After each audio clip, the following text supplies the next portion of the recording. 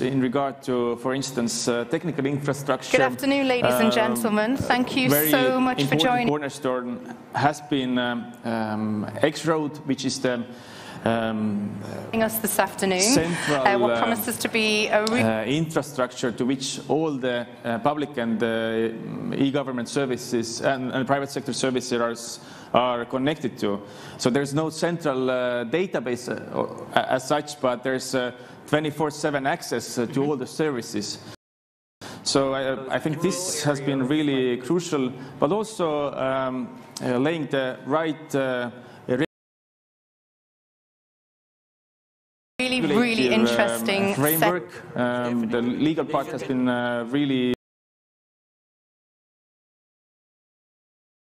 important. But also, my name's Jane with a spoon, and I work for Euronews, and I have the pleasure of being here with three fantastic guests, and we're going to learn a lot about e-Estonia. So through this, we have been actually able to gain public trust. Also that and the best practices from one of the global leaders. I mean, you say that, and it's a big centralized hub, basically, from the way that I work it out. But obviously, each of the different departments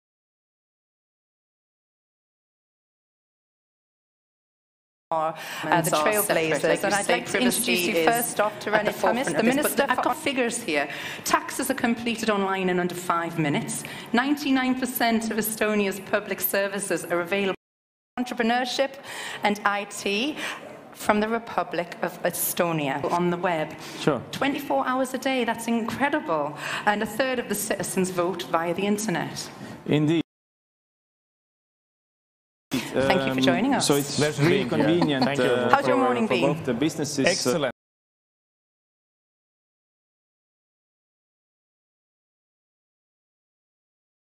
Really very good meetings, very interesting sessions. So and really happy for being the here. citizens to access the services. Usually it takes 2-3 minutes to.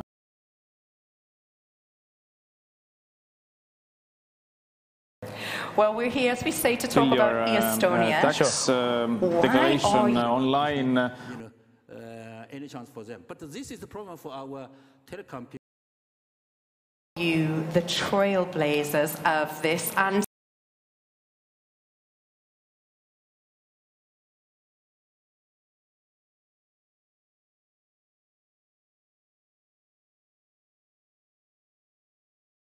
%97% how does use a rate small country like doctors' prescriptions.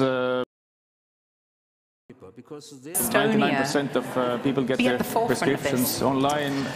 Well, I think I have to explain a bit of history, how it all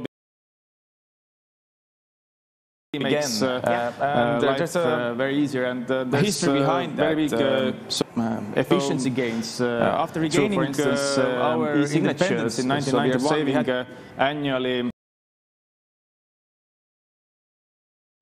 2% reboot of our economy, GDP, and so lots of time and effort from everything from citizens and businesses side in order from the scratch to so that the people are using our political leaders and the private sector together actually had a vision e-signatures. And where do you even begin to start with the infrastructure for something like that? For me, it sounds like a very big headache, but for you, you got it right.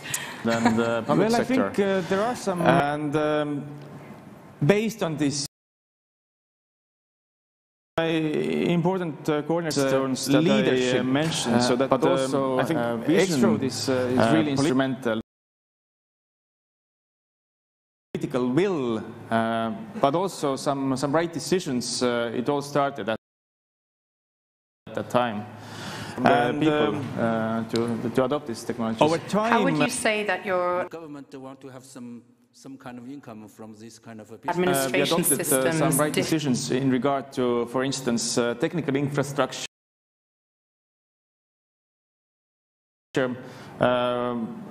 Very important cornerstone has been X Road, which is the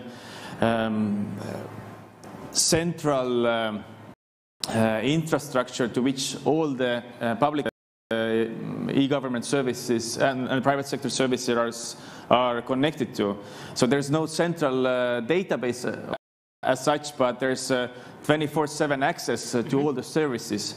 So I think this has been really crucial, but also laying the right regulative framework. The legal part has been really important, but also I guess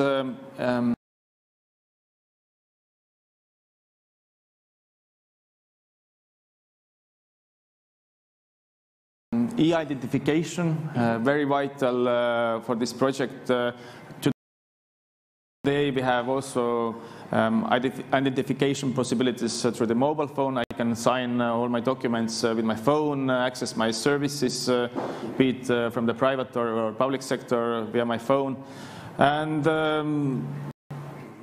trust, I think the fourth very important pillar has been trust. So really we've been investing a lot into cyber part of our defense, and we've been becoming more and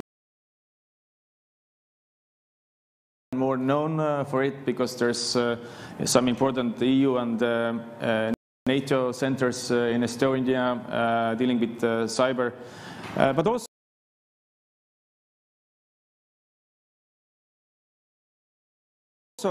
protecting people's privacy and the data privacy has been also important. So through this we have been actually able to gain public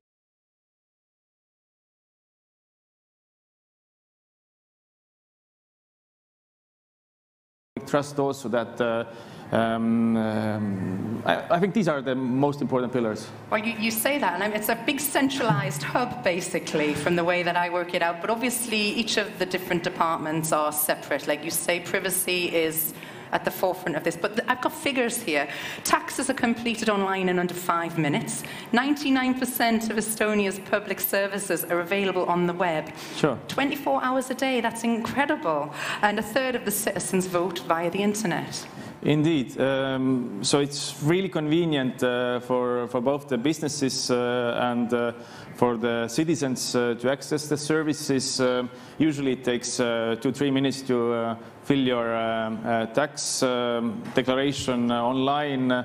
Also for businesses, very convenient, and we hope to make it even more convenient.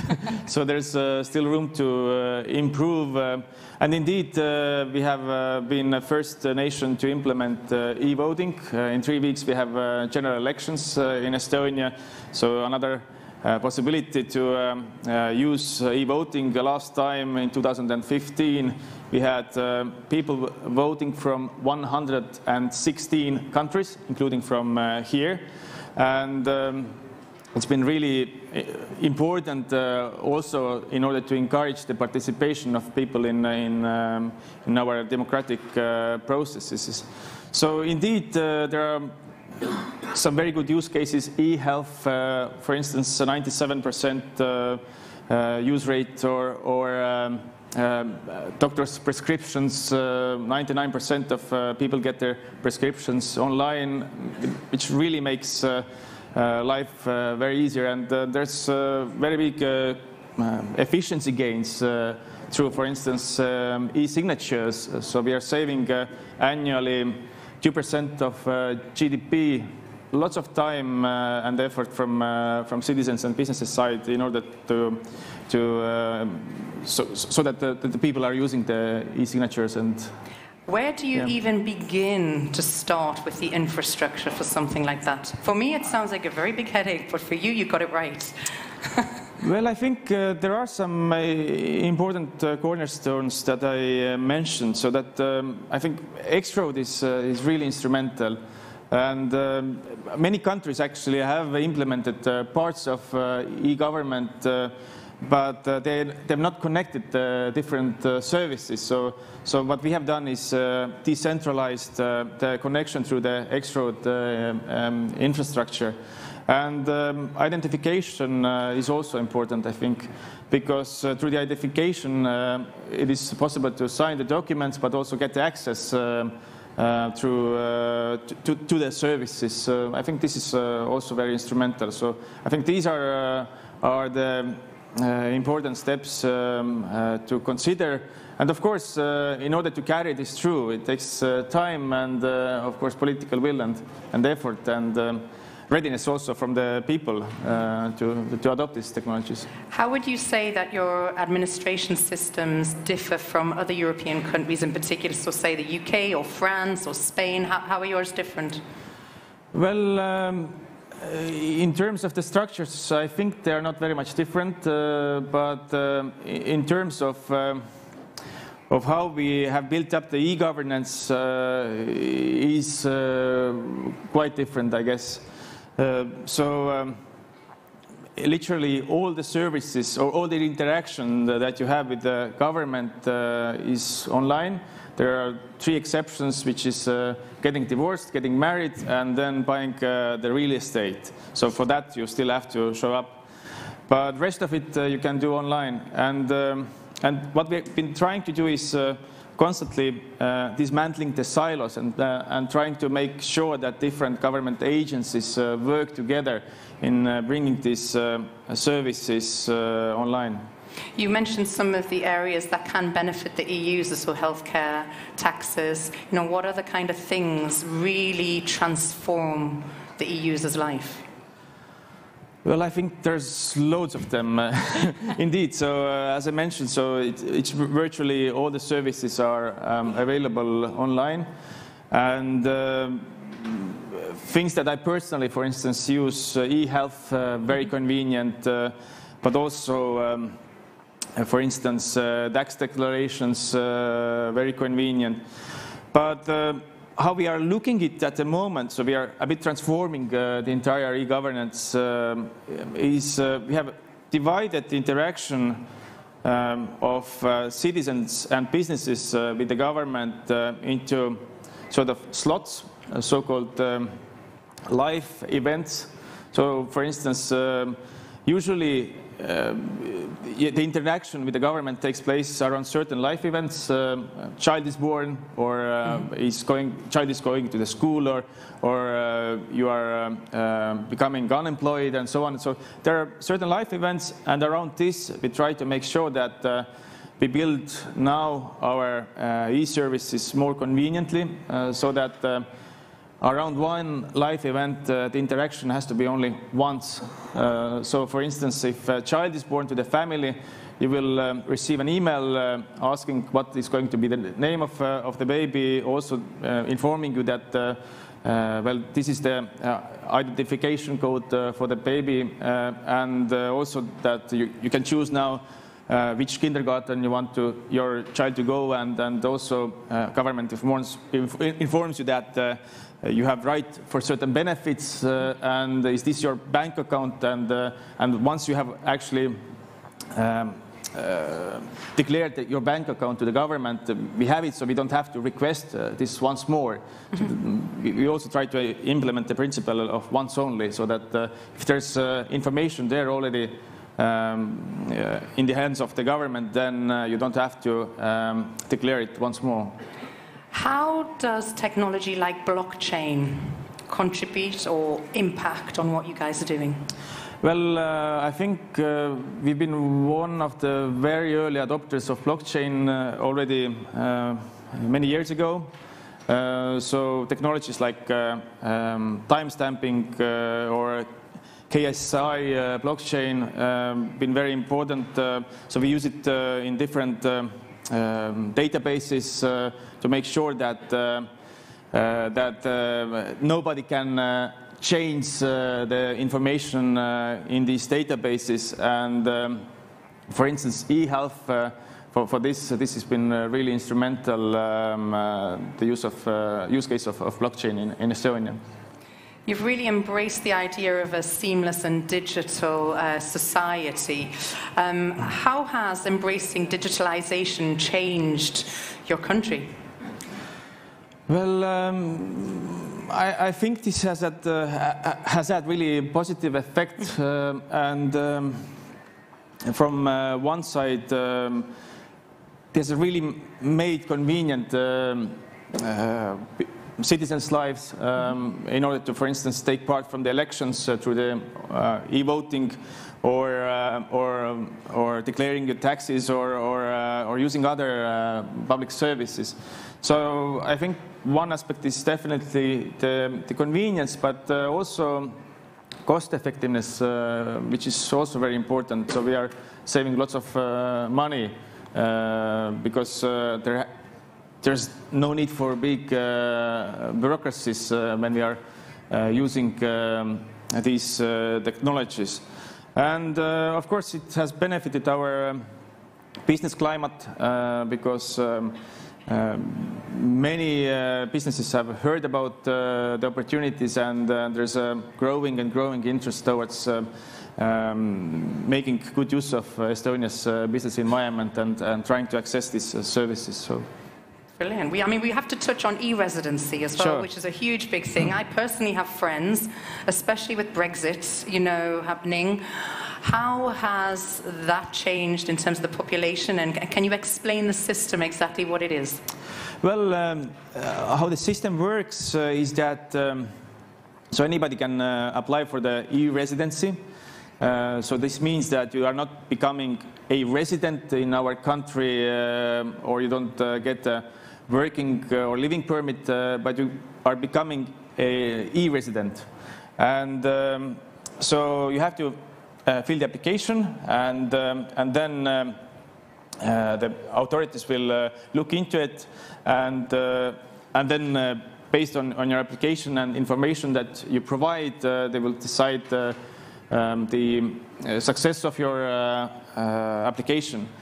And But this e-residency grants you is the possibility to establish, for instance, a company in Estonia, to access all the e-services that the government and the private sector can offer. So you get a similar ID card like I have in my pocket, but this is not a travel document, but this just grants you possibility to use these services. And you get the same benefits as, for instance, I do when I run a business in Estonia or want to use all these services. So it just gives the access to Estonian, but also European market. So this is why many of e-residents like to use this opportunity. And also you get this possibility to use this hassle-free business environment. So in Estonia, it usually takes a couple of hours to establish a company, and you can already start going from there. So. Wow. Now, the summit is embracing themes of happiness and well-being, and for this, it's very important, I think, to drive towards future generations. What can future generations in Estonia expect, and how will what you are doing and pioneering impact globally around the world for our future generations? Indeed, I think we have to be really mindful about our value proposition for the future generations, and for that, for instance, we are working a lot nowadays on artificial intelligence. Mm-hmm. This is another very hot and growing area which we want to implement in our government. Today we are working on our strategy, which we hope to launch in spring this year. Mm-hmm. We have already some use cases, such as we are monitoring this X-road with AI technologies of potential cyber threats, and the police uses AI for predicting where they should send a patrol car to monitor the traffic. And there are many other use cases, and we hope to expand them rapidly in coming months. So there are many projects underway. So this is, I think, very important area, and we of course have to be very mindful about the ethical and social challenges of AI as well. But so we constantly try to revisit the value that our system offers for for our citizens and businesses, and really try to make sure that we are on par with our competitors, so really make sure that this is a living organism. In terms of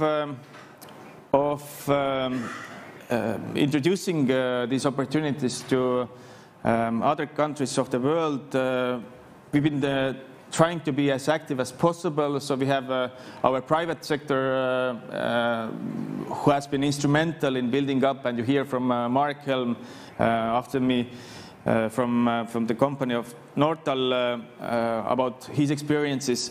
So private sector have been very instrumental in spreading the information, but also we have NGOs and also government agencies promoting and explaining what Estonia's e-government is about. So, but I think there's a lot more that we can do. Yesterday I had a very interesting talk with Dr. Jeffrey Sachs, and we discussed the possibilities of how to use Estonia's experiences and then to promote it globally. What was Mr. Sachs saying? What was his advice? Well, yeah, he had many different and interesting proposals what we can do, and then really we are going to follow this up in order to really make sure that there's lots of opportunities and really there's a possibility to learn from Estonia's experience. Fantastic. I would like us all to put our hands together and thank the Minister for his time today. That was fantastic. Thank you so much. Thank you. Please have a seat. And we're seamlessly going to move on to Mark Helm, who joins us. General Manager at Nortal, and you are going to talk to us about the age of digitalization.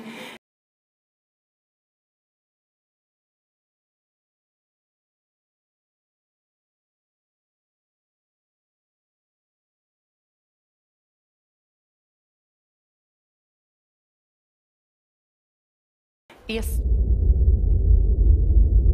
Our world is on the cusp of transformative change. With technology and digital disruption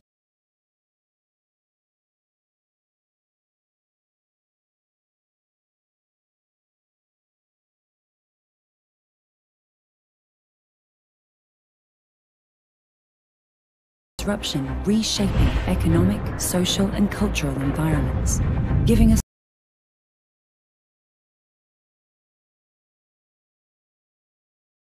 more power at our fingertips than entire generations before. Technology has the potential for groundbreaking findings in science, healthcare,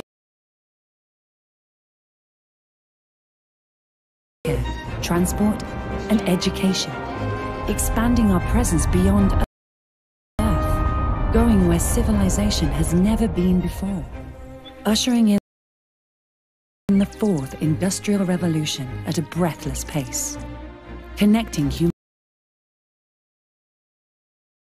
humanity and challenging existing paradigms, giving birth to a new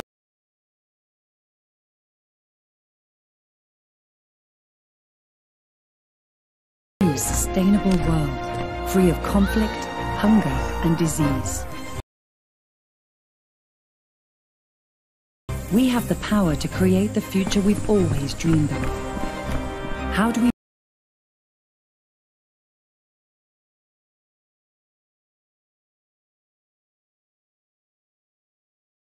make this a reality?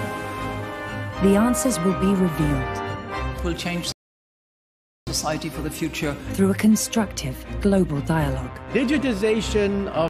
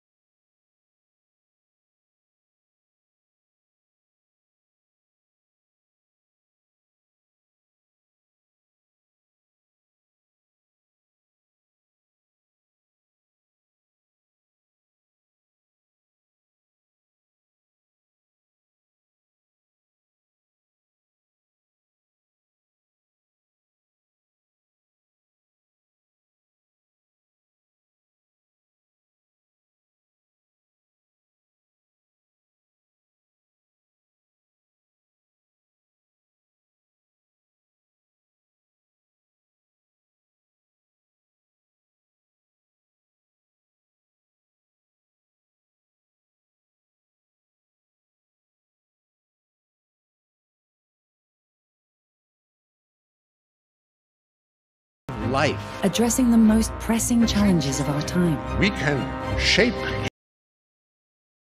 change. At the World Government Summit.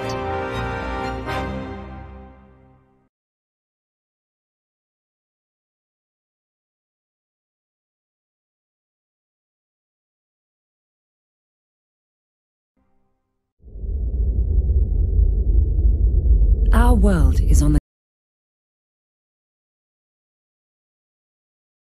cusp of transformative change. With technology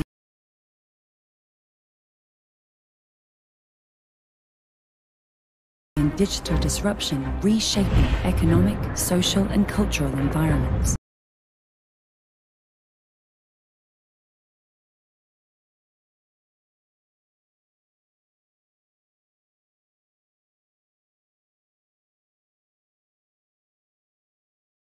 Giving us more power at our fingertips than entire generations before.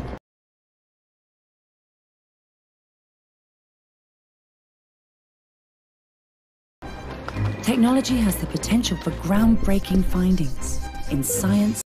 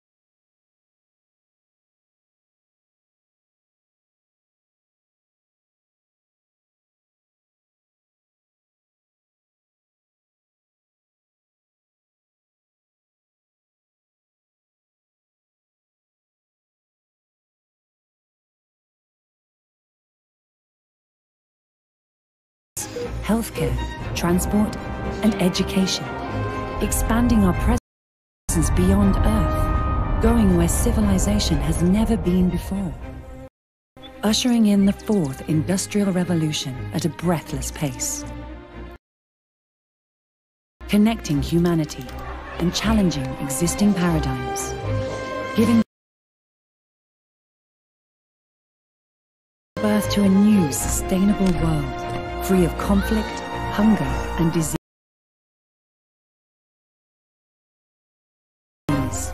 We have the power to create the future we've always dreamed of.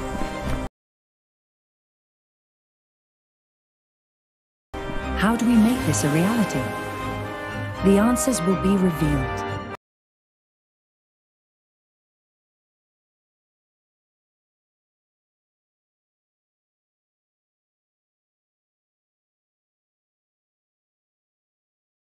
Will change society for the future Through a constructive global dialogue. Digitization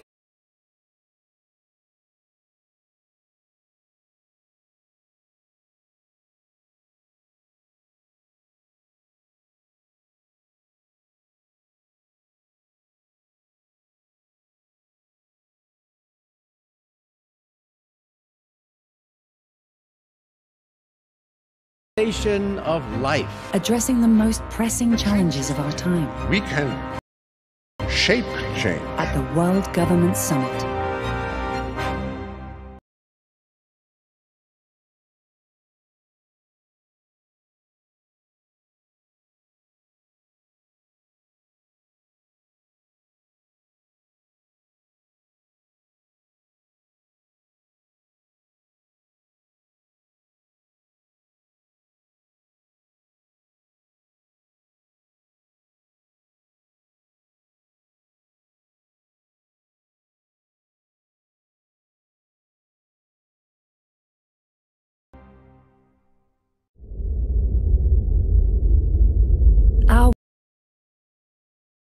The world is on the cusp of transformative change.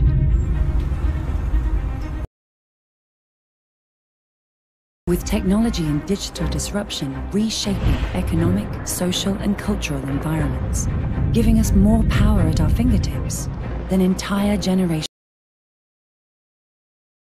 before.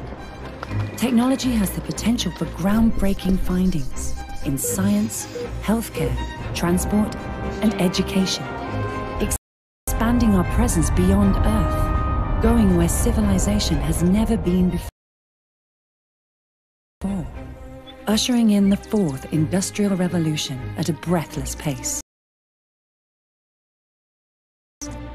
Connecting humanity and challenging existing paradigms. Giving birth to a new sustainable world, free of conflict, hunger, and disease. We have the power to create the future we've always dreamed of. How do we make this a reality? The answers will be revealed. Will change society for the future Through a constructive global dialogue.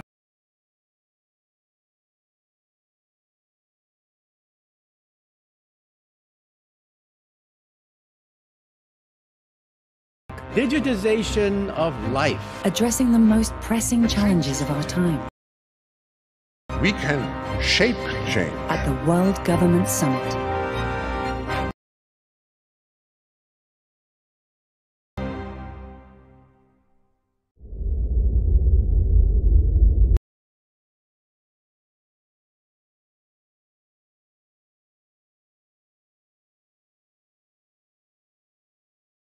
Our world is on the cusp of transformative change.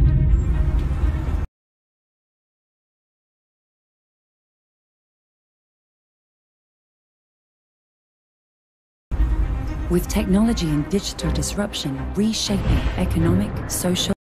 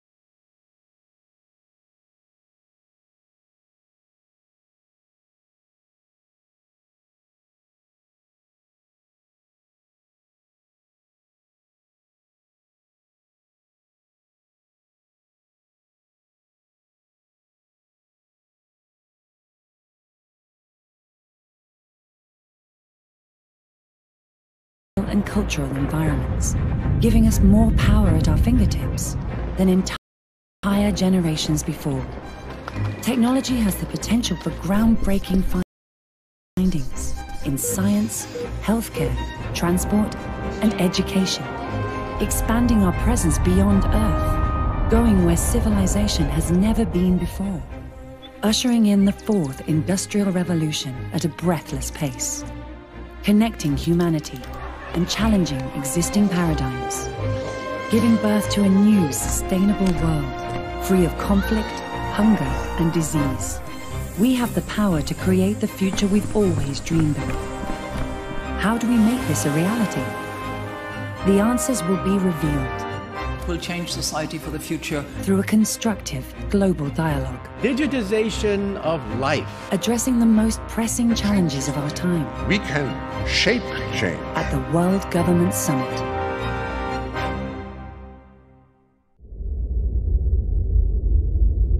العالم على عتبة تغييرات جذرية. اقتصاد جديد، بيئة اجتماعية وثقافية متغيرة، واقع يمنحنا قوة لم تحظى بها الأجيال السابقة. تمتلك التكنولوجيا القدرة على تحقيق نتائج ثورية في قطاعات العلوم والعناية الصحية والنقل والتعليم، ومعها سيتخطى وجودنا عالمنا إلى عوالم لم تطلها أي حضارة بعد. ابتكارات تقودنا نحو الثورة الصناعية الرابعة ونحو مجتمع إنساني مترابط يتحدى الأزمات الحالية، وسنشهد ولادة عالم جديد مستدام، عالم بلا صراعات ومجاعات وأمراض. كيف سنتمكن من بناء مستقبل لطالما حلمنا به؟ سيتم الإجابة عبر حوار عالمي بناء will change society for the future. Digitization of life. يناقش أبرز تحديات هذا العصر. We can shape change. وذلك في القمة العالمية للحكومات. العالم على عتبة تغييرات جذرية. اقتصاد جديد، بيئة اجتماعية وثقافية متغيرة، واقع يمنحنا قوة لم تحظى بها الأجيال السابقة. تمتلك التكنولوجيا القدرة على تحقيق نتائج ثورية في قطاعات العلوم والعناية الصحية والنقل والتعليم، ومعها سيتخطى وجودنا عالمنا إلى عوالم لم تطلها أي حضارة بعد. ابتكارات تقودنا نحو الثورة الصناعية الرابعة ونحو مجتمع إنساني مترابط يتحدى الأزمات الحالية، وسنشهد ولادة عالم جديد مستدام، عالم بلا صراعات ومجاعات وأمراض. كيف سنتمكن من بناء مستقبل لطالما حلمنا به؟ سيتم الإجابة عبر حوار عالمي بناء will change society for the future. Digitization of life. يناقش أبرز تحديات هذا العصر. We can shape change. وذلك في القمة العالمية للحكومات. Our world is on the cusp of transformative change. With technology and digital disruption reshaping economic, social, and cultural environments, giving us more power at our fingertips than entire generations before. Technology has the potential for groundbreaking findings in science, healthcare, transport, and education, expanding our presence beyond Earth, going where civilization has never been before, ushering in the fourth industrial revolution at a breathless pace, connecting humanity and challenging existing paradigms, giving birth to a new sustainable world, free of conflict, hunger, and disease. We have the power to create the future we've always dreamed of. How do we make this a reality? The answers will be revealed. Will change society for the future through a constructive global dialogue. Digitization of life. Addressing the most pressing challenges of our time. We can shape change. At the World Government Summit.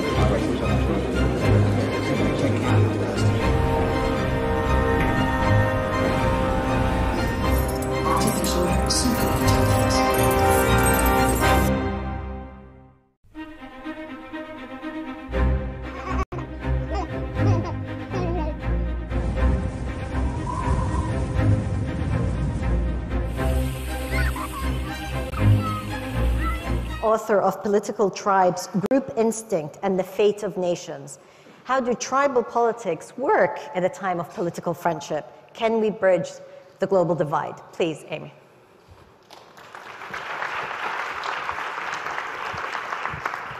Thanks so much, Mina. And thank you all for coming this afternoon. It is a great pleasure and honor for me to be speaking to you today here in beautiful Dubai as part of the World Government Summit. It's also my first time in Dubai, and I'm delighted to be here. So human beings, like our fellow primates, are tribal animals. We're hardwired that way. It's biological. We need to belong to groups.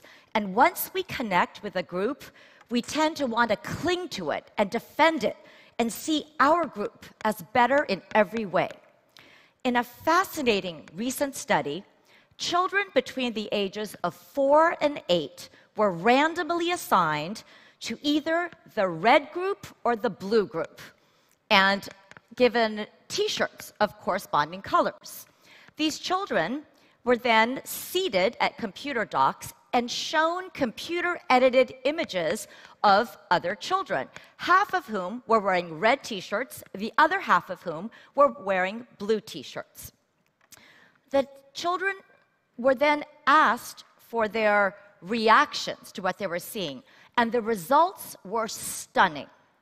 Even though these children knew absolutely nothing about the children in these images, they consistently reported that they liked the children wearing their color better, wanted to allocate more resources to people in their group, and perhaps most disturbingly, displayed systematic unconscious bias. That is, when they were told stories about these children, they displayed systematic memory distortion, tending to remember all the positive things about the children wearing their color and all the negative things about the children wearing the other color. So humans aren't just a little tribal, we're very tribal. And once we connect with a group, our identities can become oddly bound up with it. The effect is almost like a drug. We will seek to benefit our group mates even when we personally gain nothing, and we will take pleasure when out-group members fail or suffer a misfortune. Neurological studies actually show that our brains light up when we stick it to the other side. Now, tribalism is not necessarily a bad thing. Take sports, for example, which is very tribal. We all root zealously for our soccer team, our football team, our basketball team, and we want to beat everybody else, and it's fun. Tribes can also be a source of protection and support and comfort and joy. Family can be very tribal. I'll be the first to confess that I'm a very tribal person. The problem is when tribalism takes over a political system. That's when things get dangerous. When that happens, it turns politics into a zero-sum, winner-take-all contest between competing groups for political power. That's when things get dangerous, and ethnic cleansing, persecution, and genocide, these are the most extreme results of political tribalism. Even in advanced democracies like the United States or the United Kingdom, political tribalism is very dangerous because you start to see everything through your group's lens. Facts and arguments and policies don't even matter. You just defend and stick to what your side is saying no matter what, and try to take down the other side. And that's certainly what we're seeing in the United States today. We are at the point in the United States where many Americans see people who voted for the other side not just as people they disagree with and want to argue with, but as immoral, evil, un-American, which is a dangerous state of affairs. But that's not all that's happening today. What's even more troubling is that there's a special kind of tribal politics that is surging all around the world today. The so-called identity politics that Mark Lila just brilliantly discussed. Specifically, the groups and tribes that people are now increasingly sorting themselves into have very hard boundaries. These are groups that people can't move in and out of freely. So to give the opposite example, going back to sports, if you think of sports fans, the group boundaries are very soft. You can be a fan of Manchester United, anyone can be. Anyone can be a fan of the New York Yankees. You can be black, white, Asian, Arab. As long as you root for that team, you're part of the group. By contrast, identity politics tends to revolve around groups, sometimes artificially constructed, often, that are formed along racial lines or ethnic lines or gender lines. That is, groups that you have to be born into, or at least are very hard for outsiders to break into. For example, not just anyone could choose to be white, or not just anyone could choose to be ethnic Chinese. This kind of political tribalism tends to be very exclusionary, often chauvinist and intolerant. So, for example, there are now a growing number of openly white nationalist groups in the United States who brazenly hold conferences in a way that would have been unimaginable just 5 years ago. These are open groups. Similarly, we're seeing far-right anti-immigration movements spreading all over Europe, openly arguing that Europe should be for Christians only. At the same time, explicitly ethno-nationalist movements are gaining strength in Europe as well. The message is Hungary should only be for ethnic Hungarians, Poland should only be for ethnic Poles, Germany only for ethnic Germans, no foreigners. So that is all on the right. But what is unusual about this moment is that we're seeing identity politics on the left, too, with equal intensity. And this is really a striking change. During the civil rights era, in the 60s and 70s, the rhetoric used by Dr. Martin Luther King and other civil rights leaders was self-consciously inclusive. It was universalist. The idea was that the color of your skin shouldn't matter. We're all equals. This was also true of the international human rights movement, which gained momentum in the 80s and 90s. Again, the vision was universalist, with a focus on the dignity of every individual, as individuals, not on group rights. Today, there has been a huge change. Among progressives in the United States, the United Kingdom, and elsewhere, there has been a sharp shift away from inclusivity as the watchword to a much more exclusionary approach. And I teach at Yale. I see this so dramatically on university campuses. There is so much more self-segregation now. So our black students want to do activities with just other black students. Our Asian students want to do activities with just Asian students. Same with Latino students. Same with our Muslim American students. Same with our gay students. I'll often try to do joint events, but there's an impulse. No, we want to do it separately. And this is what I mean by a hardening of group lines. And part of this new exclusivity is epistemological. The claim is that people outside the group cannot share in the knowledge possessed by in-group members. You cannot understand me because you're not a woman. You can't speak for me because you're not black. You can't understand me if you're not X or Y or Z.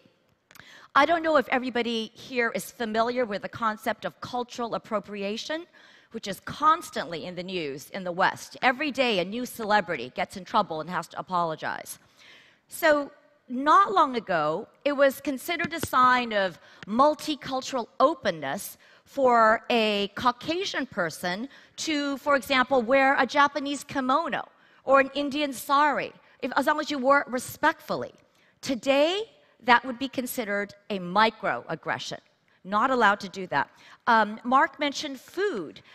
Cultural appropriation is extended to cuisines also. There's now a strong sense, you often hear, if you are not ethnic Thai, you aren't allowed to cook Thai food. If you are a white person, you should not be able to cook a Mexican burrito. And the idea is that these are our group symbols. They are our traditions. They are our patrimony. And others, especially in more privileged positions, have no right to them. Now, the next question is why? Why? Why is the world now, at this moment, descending into these particular forms of tribal politics? What's different about today? And my answer tracks what Mark said. First, I think, two factors. The first has to do with immigration and the dramatic demographic shifts that we're seeing around the world. So going back to the United States, for 200 years, America was dominated economically, politically, culturally by a white majority. Now, obviously, white is a social construct, and who counted as white in the United States has always been a moving target. But nevertheless, that was the basic dynamic. Today, however, for the first time in U.S. history, whites are on the verge of losing their majority status at the national level. Most predictions say that by around 2044 or maybe 2050, whites will become a minority in the United States. This is already true in California, Texas, our most populous states, Washington, D.C., and many counties and cities. So the result, why is this important? The result is that in America today, every group feels threatened. It used to just be the minorities, but now it's not just minorities who feel threatened, whites feel threatened. A recent study showed that today in America, over half of white Americans now feel that they are subject to more discrimination than racial minorities. Again, it's not just religious minorities like Muslims and Jews who feel threatened, as they historically always have been, but now Christians feel threatened. You'll see in the political rhetoric talk of the war on the Bible. You're seeing a similar dynamic in Europe. Because of the large influx of migrants from the Middle East, North Africa, the former communist bloc, many Europeans today, from France to the Netherlands to Austria to Greece, feel that they are in danger of losing their cultural identity, of being swallowed up by foreigners who are taking over their country. And studies show that it's when groups feel threatened, that's when they retreat into tribalism. That's when they become more insular, they close ranks, they become more defensive, more us versus them. And this is why we are now seeing explicit identity politics on both sides of the political spectrum. So that's the first factor, immigration and demographic changes. The second factor that I think is contributing to this turmoil, believe it or not, is democracy itself. This is something that I've been writing about for about 20 years now. Because of our own idiosyncratic history, Americans tend to romanticize democracy. They think that elections are the answer to everything. But under certain conditions, especially when economic inequality tracks deep pre-existing ethnic, religious, and sectarian divides, democracy can become an engine of political tribalism. It can actually catalyze ethnic or sectarian conflict by giving rise to demagogues who deliberately scapegoat and incite anger, highlighting differences, pitting, for example, Serbs against Croats, or Sunnis against Shia, or Hutus against Tutsi, or Indonesians against Chinese. Now, what's ironic, given that the United States has long been the biggest proponent of democracy, is that I think that we're getting a little bit of a taste of our own medicine right now. Many in the United States, as I'm sure you all know, especially cosmopolitan elites living in America's multicultural cities, were horrified by what happened in the 2016 presidential election. Completely caught off guard, horrified, in which Donald Trump, somebody with no political experience, swept to power by tapping into deep veins of anger and resentment, especially among working-class white males who feel they are losing control of their country to minorities and immigrants. And what's interesting is that what we're starting to see in many Western democracies, including the United States, is that these countries are starting to display destructive political dynamics that historically we much more typically associated with developing countries. For example, ethno-nationalist movements, the rise of strongmen and lurches towards authoritarianism, the erosion of trust in institutions and electoral outcomes, and above all, the transformation of democracy into an engine of zero-sum political tribalism. So what is the way forward? How do we fight back, or at least try to de-escalate the bitter, intense political tribalism that is roiling and starting to tear apart countries around the world? There's obviously no simple answer, and every country's path will have to reflect its own history and culture. But I want to introduce a concept, which I discuss in detail in my book, Political Tribes, and that's the idea of a supergroup. Not a superpower, a supergroup. And the idea is incredibly simple. To be a supergroup, a country has to satisfy two simple conditions. The first is that it has to have a strong, overarching national, collective identity capable of inspiring patriotism and loyalty. So, for example, America or China or Estonia. And a first step in that direction, important step, is generating the kind of collective sense of civic duty that the president of this country is admirably trying to do. So that's the first condition, a strong, overarching collective identity. But to be a supergroup, a country also has to satisfy a second condition, and that is that it has to allow subgroup identities. Ethnic, religious, tribal, cultural. It has to allow those subgroup identities to freely flourish. And it's actually surprisingly rare to find countries that satisfy both conditions. You'll often find countries that satisfy one or the other. And I think that the United States, as the quintessential land of immigrants, is an example, at least at our best, of a supergroup. It wasn't always. It took a civil war and a civil rights movement, but at its best, America is a country where you can be Irish American or Iraqi American or Syrian American or Cuban American or Chinese American, and intensely patriotic to the larger country at the same time. Now, I think that we're at a dangerous moment in the United States because being a supergroup is a fragile status, and we're in danger of losing that. But moving away from the United States, more generally, I think the concept of a supergroup is one that can be very helpful to many multi-ethnic nations around the world, including in the Middle East. And I think it's helpful because it doesn't require forced assimilation or trying to get rid of tribes.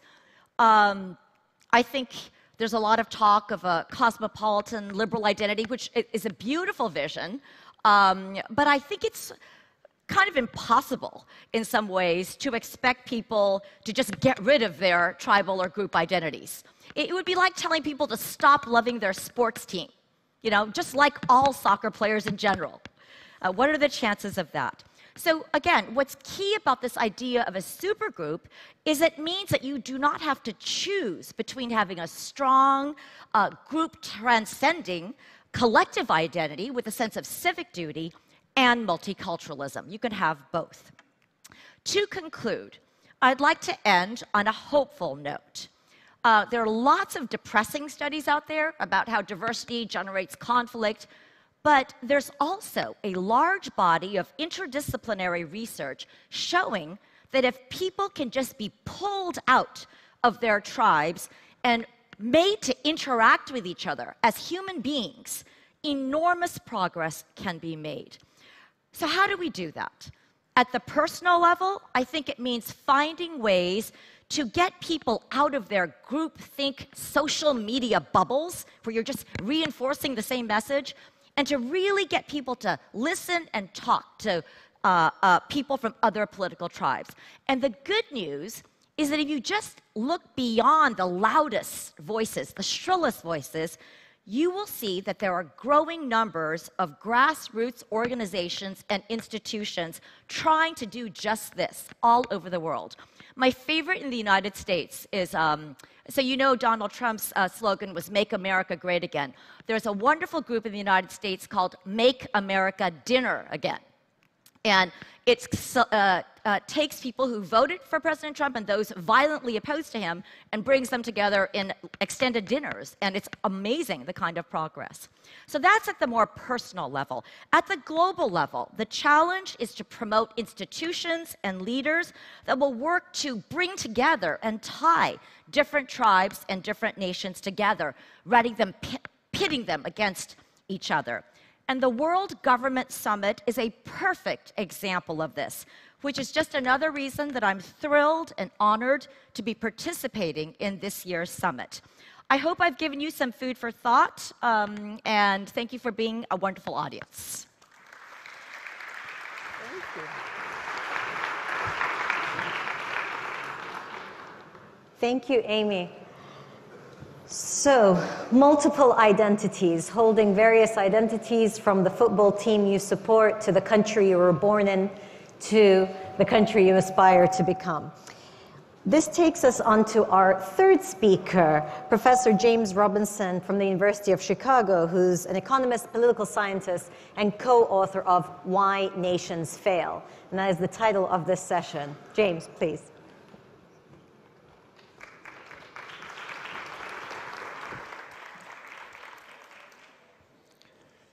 Thank you. I'm wearing my badge because I came here to this summit 2 years ago, and I went to see a speech by Sheikh Mohammed. And in the middle of his speech, I noticed he was wearing his badge. And I was just so impressed. No other world leader I know would be at a conference wearing a badge like everybody else. So this is my homage to Dubai, wearing this badge. Okay, so I'm going to talk about inequality and capitalism and what you can do about it. And I'm an economist, so let's look at some numbers. Here's some data from the World Inequality Report 2018. And it's a simple measure of inequality, which is the proportion of national income that accrues to the 10% richest people. So, you know, if you were in a completely equal society, the richest 10% of people would get 10% of income, just like the poorest 10%. In fact, it wouldn't even make sense to talk about the richest and the poorest. But of course, the world isn't like that. There's a lot of inequality in the world. And I wanted to just start by talking about some numbers and ask, where does this inequality come from? Okay? So, for example, take Brazil. According to this team's calculations, 55% of national income in Brazil accrues to the richest 10% of the population. That's very similar in other Latin American countries. Sub-Saharan Africa, very unequal. Actually, it's not really Sub-Saharan Africa. The data comes from South Africa, and I'll talk a little bit about South Africa in a minute. There's the US and Canada. 47% of national income accrues to the richest 10%. And according to their data, the most equal part of the world is Europe. Okay. 37% of national income accrues to the richest 10% of the population. So I just want to talk a little bit about this variation in the world and where it comes from and what's it got to do with capitalism. Okay. So let me start with Latin America. This is an artist's impression of what was to be the new airport in Mexico City. Okay? I say was to be because the new president, López Obrador, recently cancelled the contract and just scrapped the whole plan. Okay. So it's interesting that the airport was going to be built by Carlos Slim, the 7th richest person in the world. He has a fortune of about $70 billion. It was designed by his son-in-law, separate contract. Okay. Now, how did Carlos Slim get his $70 billion? He got his $70 billion because the same political party that gave him the contract to build the airport previously privatized the national telecom monopoly to him. Okay. He got an enormous monopoly. Now, a distinguished University of Chicago economist, Arnold Harbinger, developed the methodology that economists use to measure the welfare costs of monopoly. And the OECD calculated that Carlos Slim's monopolies reduced national income in Mexico by 2% a year. Okay? So, in Latin America, the way to make money, a huge source of inequality, is monopoly. What about South Africa? Okay? We saw, oh, they promised me it would go in reverse. Oh, there you go. Okay. What about Sub-Saharan Africa? It's actually South Africa. How did South Africa become so unequal? South Africa became very unequal because of a system called apartheid. Okay? Apartheid has deep roots historically, but you could say that it really got going in 1913, when they divided South Africa into the white economy and the black economy. The whites were about 15% of the population. They got 87% of the land. The blacks, 80%, got 13%. Okay? In the white economy, black people couldn't own property, they couldn't own land, they couldn't run a business. They couldn't undertake any skilled or professional job. What could they do? They could work as unskilled laborers in mines and in agriculture. Okay? So the enormous inequality in South Africa was created by an economy which was designed to exploit black people for the benefit of white people. Was that a capitalist economy? Not sure. You know, if you've read Marx, Marx thought that the genius, you know, kind of subversive genius of capitalism was that you kept on exploiting workers without overt coercion. But there was an awful lot of overt coercion that created that level of inequality in South Africa. What about Mexico? Is that capitalism? Well, it's monopolies and barriers to entry. It's certainly not a kind of type of capitalism that economists would enjoy. What about Europe? How come Europe became so equal? Okay, let me look at some European numbers. This is a more fine-grained measure of inequality, where instead of looking at the top 10%, the richest 10% of the population, the team at this World Inequality Report look at the richest 1% of the population. Okay? So now I'm not looking at the fraction of income which accrues to the richest 10%, but to the richest 1%. And here they plot Germany, Spain, France, and Italy. And I want to point out a few facts here. So just look at the green line, the light green line at the top, which is Germany. So what this says is about 12% of national income accrues to the richest 1% of people in Germany. But when you look at that figure, which goes back over 100 years, the big picture that strikes you is actually Germany is a heck of a lot more equal now than it was in the 1920s or 1930s. And that's also the picture with France, which is the red line. They're much more equal. Yeah, inequality's gone up in the last 20 years, but actually in both countries it's at more or less the same level it was in the 1960s, and it's much lower than it was in the interwar years. So what's all the fuss about with inequality? We can see why there's fuss in South Africa and Mexico, but what's all the fuss about inequality? Well, here's the fuss, okay? The dynamics in inequality are very different in different parts of the world. The levels are very different, and the dynamics are different. Inequality may not have gone up a lot in France and Germany, but of course it has gone up an awful lot in the United States and Britain. So there's the blue line. The blue line, the dark blue line at the top, shows you that since 1980, the proportion of national income that goes to the richest 1% of the population has actually doubled. Okay, it's gone up enormously from about 10% to 20%. I'm just emphasizing that's not the picture everywhere. It is, of course, the picture in England, Britain, which is the red line. Sorry, England, Freudian slip. Yeah, the red line, okay? That's also dramatically increased. But the first point I want to make with these examples is that, since 1980, the proportion of national income that goes to the richest 1% of the population has actually doubled. Okay, it's gone up enormously from about 10% to 20%. I'm just emphasizing that's not the picture everywhere. It is, of course, the picture in England, Britain, which is the red line. Okay, that's also dramatically increased. But the first point I want to make with these examples is that I don't know if these are all capitalist countries or not. They all have markets, they all have business people, they have investment. They have enormously different levels of inequality, okay? And even the changes are different. How come inequality hasn't gone up in Germany and France the way it's gone up in the US and in Britain?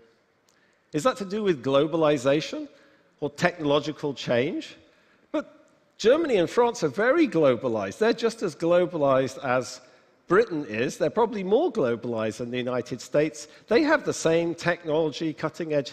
So why hasn't inequality gone up the same everywhere?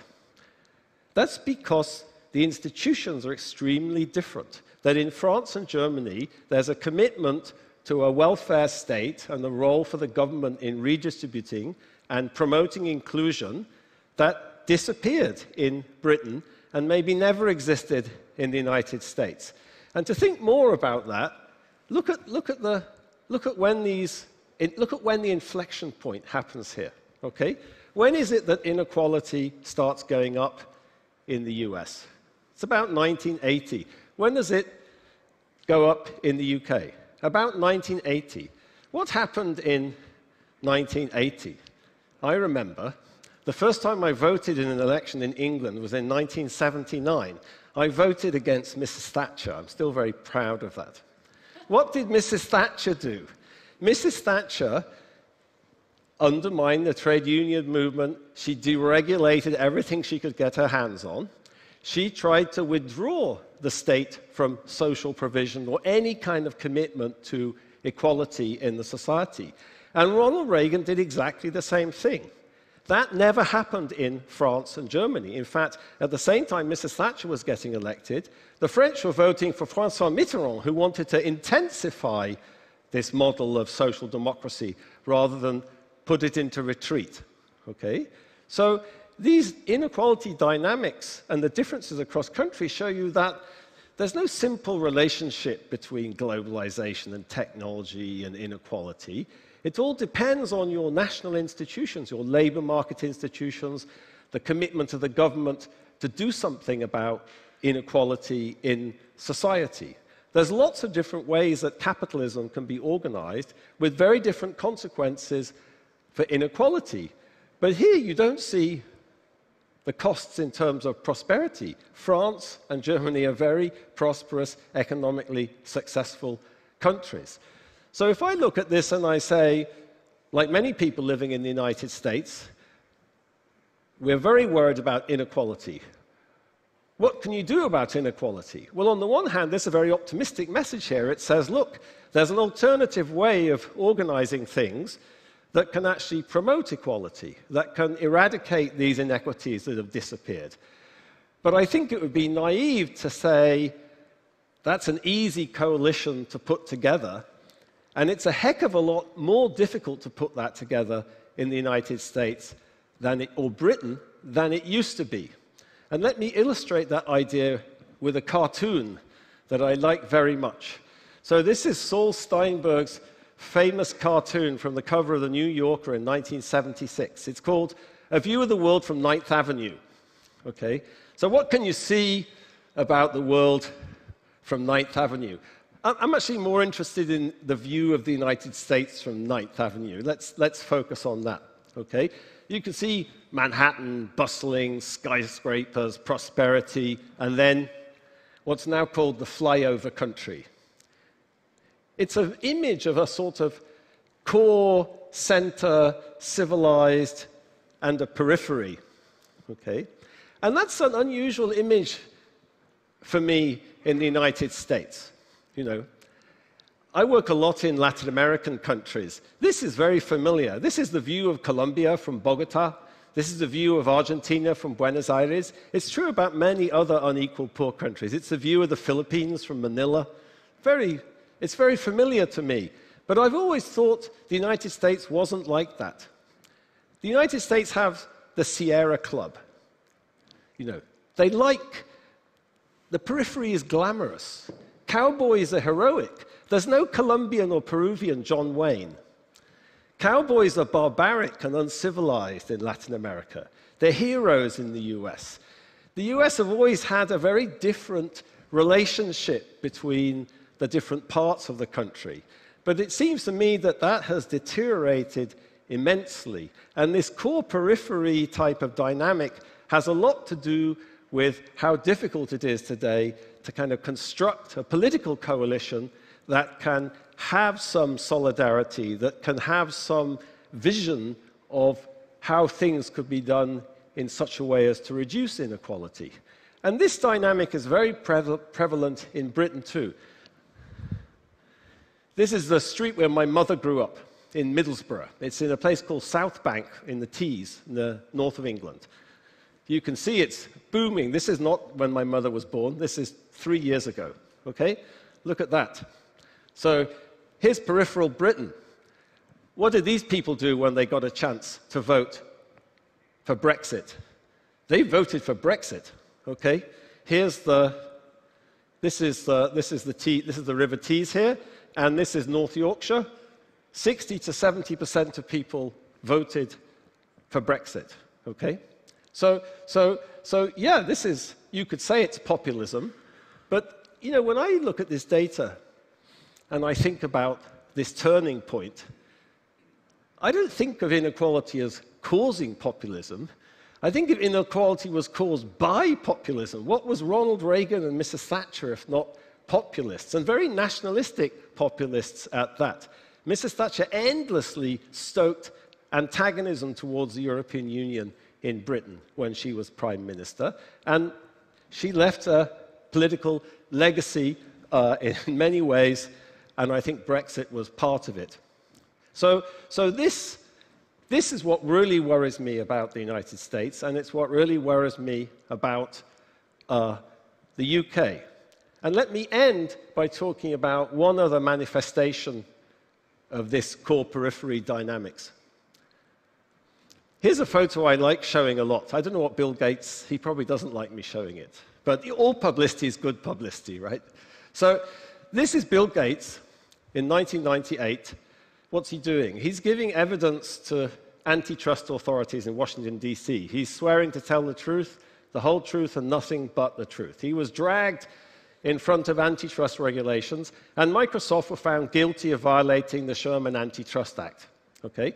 I'd like showing this picture because it reminds me of what I like about the United States, about the rule of law, about how the richest guy in the world can be dragged in front of antitrust authorities and found guilty. This picture, you know, is impossible to imagine in Mexico or Colombia, or just no way that's ever going to happen. Okay?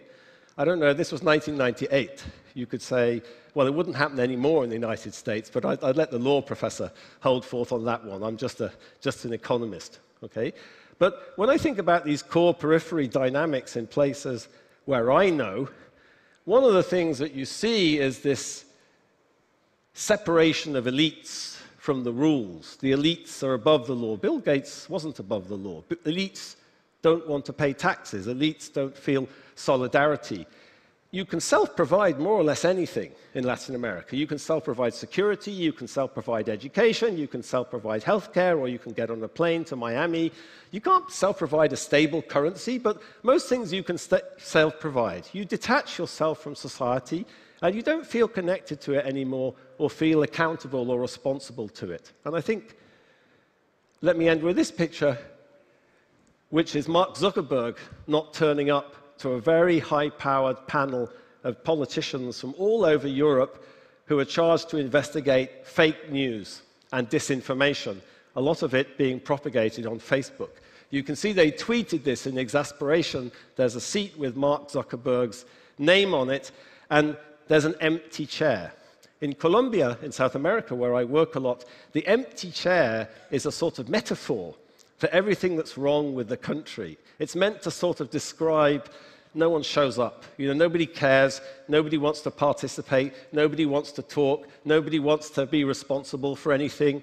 There's the empty chair. There's even the most interesting political website in Colombia is called The Empty Chair. And it's a statement about the disengagement of elites from the society they're living in. That's something that Latin American countries have been characterized by for a long time, and it's very disturbing to me that the United States or Britain might be going in the same direction. Thank you.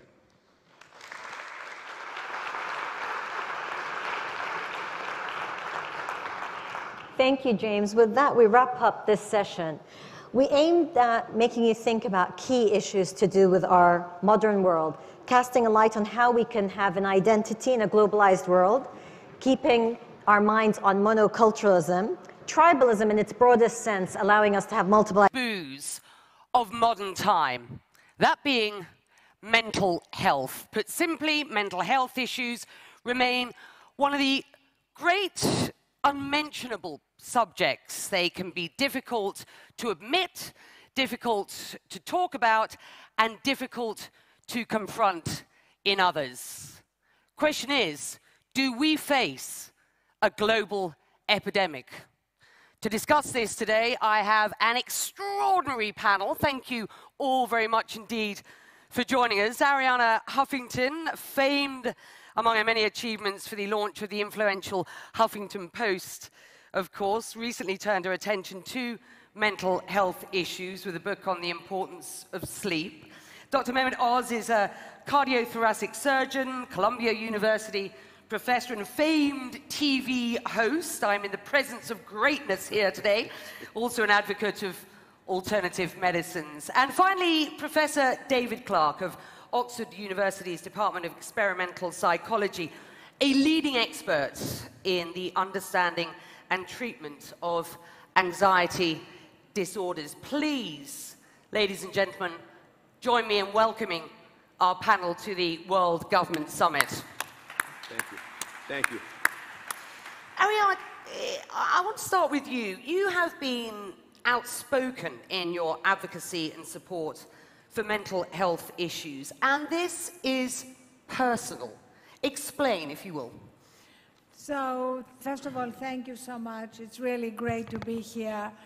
My personal story is that in 2007, 2 years into building the Huffington Post and the mother of 2 teenage daughters, I collapsed from exhaustion, sleep deprivation, and burnout.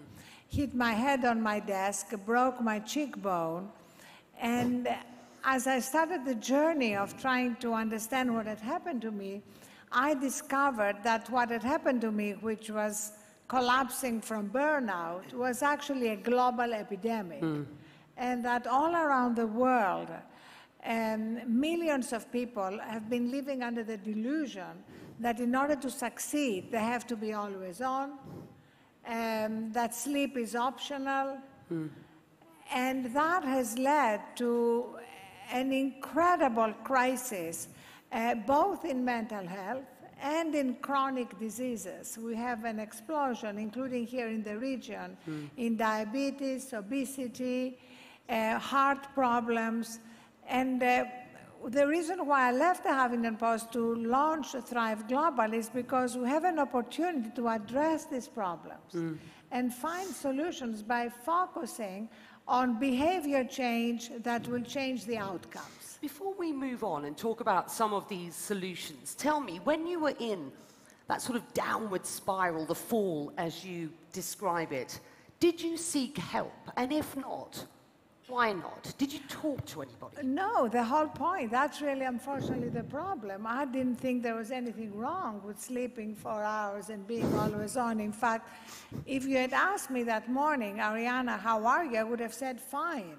Because what happens to us is that we're so used to running on empty that we've stopped remembering what it feels like to be fully recharged, to be fully present in your life. And unfortunately, a lot of us do that in the course of achieving, succeeding, and yet our performance is undermined because performance is a product of the quality of our energy, not how much time we put in. I have no doubt that Arianna's story is familiar to many of us here in the plenary hall. But let's not take my word for it. Audience, how many of you have felt or know someone who has felt unduly stressed, anxious, has experienced depression.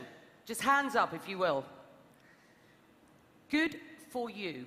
And that's a lot of people in the room. I say good for you because there is such a stigma attached to any discussion about mental health. And that, I think, is something that we should talk about here. When we talk about mental health as the next global epidemic, Dr. Oz, are we being unduly alarmist? I don't think so. The Lancet just published a commission report on global mental health, $16 trillion costs estimated by 2030. Roughly 20% of anyone who's over the age of 50 feels significant enough stress to impact their life. We have a survey called the Real Age Study. Maybe 35, 40 million people have taken it. In that survey, we look at how old your body thinks you are. And when you have major stress in your life, it takes 6 years off your life expectancy. So it's not just a soft issue. Now, why is that? Sometimes it's because mental health issues affect your body. It does cause illnesses, things like hypertension, heart disease, stroke. Sometimes it's because you start taking drugs. In the United States, for the first time since we've been measuring it, male life expectancy, white male life expectancy is dropping. People living shorter than they used to. Much of it because when men don't work, they become addicted to something. And without the purpose of work, we're seeing that now with manifesting an opiate addiction. People commit suicide. It's the #3 cause of death in young people. So these are massive issues. And then sometimes physical problems cause mental health. So endocrine problems like the thyroid, neurologic disorders like Parkinson's, very commonly associated with mental health issues, chronic pain syndromes like fibromyalgia result. But let me bring it very clearly to the UAE. We have a business where we measure people's sleep. You just use the bottom of the phone. It's free. It's called Sleep Score. There are many people in the UAE who use this app. We have millions of people around the world, so we can compare countries. So I ran this study over the last few months for the UAE versus the Western world. In the UAE, you lie in bed for 3 minutes shorter than people who live in the United States, for example. 3 minutes shorter? 3 minutes shorter, you lie in bed. But your sleep quality predicts that you're actually sleeping 5 hours and 38 minutes only, which is 20 minutes shorter than in the West. To give you an idea of impact, sleeping pills get you about 9 minutes more sleep on average. So you have to take twice as many sleeping pills. You can't, obviously, but to get the same impact. Now, why? Is it because it's too hot in your room? Is it because you're stressed out? Is it because you're always using your phones? We don't know. But when you can compare countries, there's no reason why people in the UAE are not doing as well as people elsewhere. And sleep is a barometer of stress, a pretty direct correlate to stress. So it tells me that there's a special stress here. I know that's been in the media in this region. So it's something that's worth focusing on. Yeah, that's a very good point. And those who live in the UAE will be well aware that there was a report recently published in the local press here which suggested as many as 80% of people here suffer from stress. And that was from adults right down to kids. So this is a country that isn't immune from this. And also, I think, in a very positive way, a country which is prepared to admit that these issues exist and want to do something about it. Professor, why is the burden of depression and other mental health conditions on the rise globally? Well, I don't think we're entirely sure, but obviously social media is one of them, and the stress in our jobs and lack of sleep is another key one. But the key thing is that there are things we can do about it. The most advances we've had in recent years has been developing psychological therapies. There are now effective psychological therapies for most common health problems, but the problem is that in most countries the public doesn't benefit. Surveys show that people prefer psychological therapy to medication at a ratio of 3 to 1.